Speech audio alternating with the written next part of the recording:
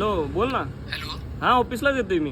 प्रतीक, अरे आज बॉसने खूप जणांना जॉबवरून काढले आणि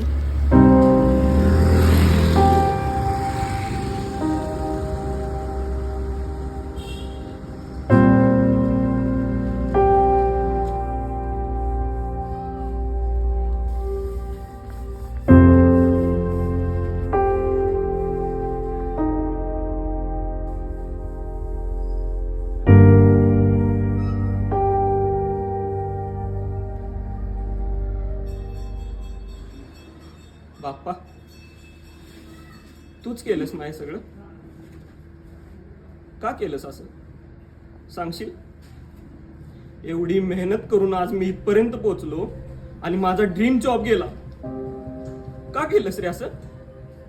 तुझ्यावर एवढी भक्ती केली, तुझी पूजा केली, तुझ्यावर विश्वास ठेवला. हे चुकलं काय रे माझं? इथून पुढं मी तुला कधीही मानणार नाही, कधीही नाही. हो दादा, काय बिघडवलंय बाप्पाने एवढं तुमचं? मला जॉबवरून काढून टाक.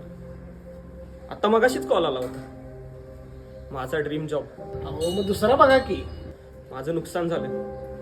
आता पुढं काय होणार माझं? अहो दादा, तुम्ही फक्त तुमच्यावर विश्वास ठेवा, बाकी सगळं देवावर सोडून द्या. हो, असले एक काय 10 जॉब मिळतील तुम्हाला. त्याला एवढीच माझी काळजी असती तर आज माझा जॉब गेला नसता.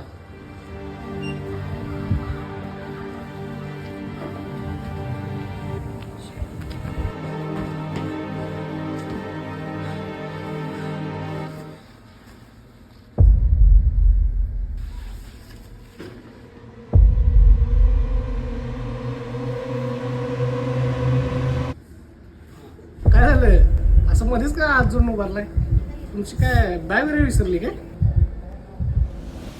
अच्छा, ते रील मध्ये असते तसं. म्हणजे मी मध्येच गायब झालो, तुम्ही आला, मग दिसलो नाही. तुम्हाला वाटलं काय बाप्पाच तुमच्याशी बोलून गेला? हा, नाही नाही, तसं काय नाही. दरवर्षी मी हा सेम व्हिडिओ बघतो. ते रील वगैरे ठीक आहे, पण खरं आयुष्याचं गणित कोण सांगतच नाही. म्हणजे आता तुमचंच बघा ना, तुमचा एवढा जॉब गेला म्हणून तुम्ही इथं आला आणि मी गायब झालेलं बघून तुम्हाला वाटलं की बाप्पाच माझ्याशी बोलून गेले. तुम्ही असं पण म्हणला की इथून पुढे तुम्ही कधीच मानणार नाही. पण एक जॉब गेला म्हणून तुम्ही देवाला काय दोषी ठरवताय? नक्की काय म्हणायचं आहे तुम्हाला? मग तुम्ही असा उलटा का विचार करत नाही? पुढं काहीतरी आयुष्यात चांगलं घडणार असेल. एकदा जॉब गेला म्हणून तुम्ही देवाला दोषी ठरवू नका. आता आमचंच बघा ना, दरवर्षी मूर्त्या आम्ही एवढ्या तयार करतो. कधी जास्त विकल्या जातात, काही वेळा विकल्या जात नाही. पण त्याच श्रद्धेनं पुढच्या वर्षी सुद्धा आम्ही मूर्त्या तयार करतो.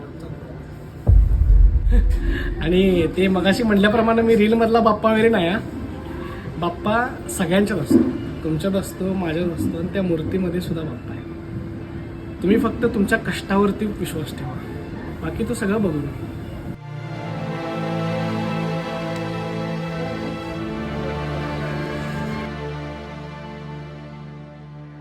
तू सुख करता, तू दुःख हरता, तूच करता आणि करविता.